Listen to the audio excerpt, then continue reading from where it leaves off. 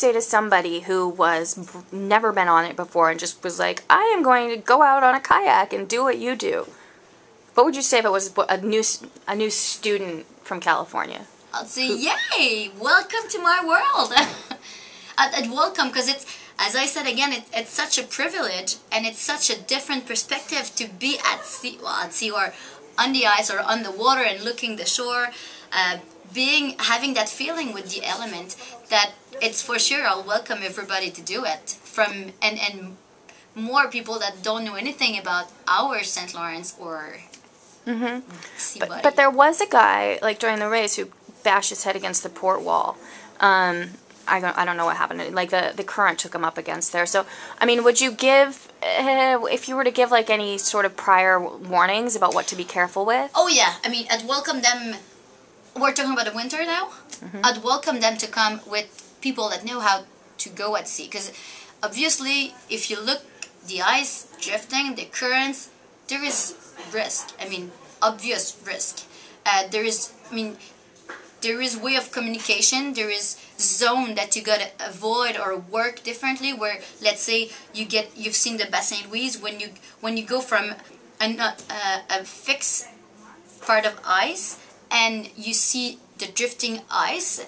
I mean, you gotta cross quickly and in a specific way that zone, because if the canoe doesn't cross quickly, it's gonna be kind of it's going to be squeezed, and it's really dangerous. We've seen one picture from a team that was stuck on aside the dock, and the ice was just like raping the canoe. That is really dangerous. You never, ever quit your canoe, because the water is cold, and even though we're not dressed with dry suit, right? So you're going to freeze your ass at a certain way that you're not going to react anymore. We're talking about hypothermia. So there is thing to avoid, and just way of doing things like any... Take that phrase again. Say we tell people never ever to leave their boat because the water, you know, if you fall through, will give you hypothermia. And then tell me about how long. I don't think we're talking about more than 5 minutes, if it's less than that. I would say it's 2 minutes. Yeah, I heard 2 minutes too, from Armbois. So, but make the whole statement. Say we tell people never. We tell people never to quit their boat, because if you fall in the water, you're not dressed with dry suit, and you couldn't resist more than 2 minutes without having a severe hypothermia.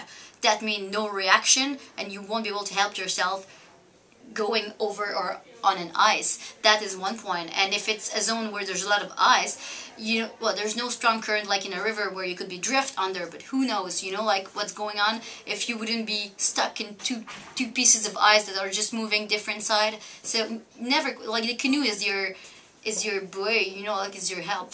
You never quit it. I mean, you have fun with it, but you never quit it.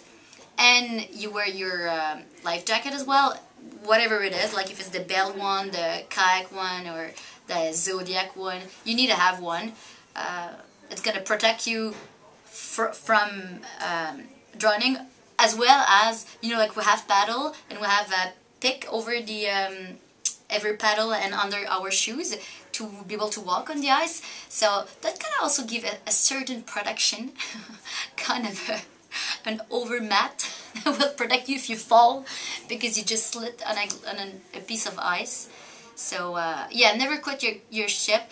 Know the environment. I mean currents. I mean type of ice. How to move in your canoe, because there is a lot of thing in the canoe as well that you don't want to fall like first head down in the canoe.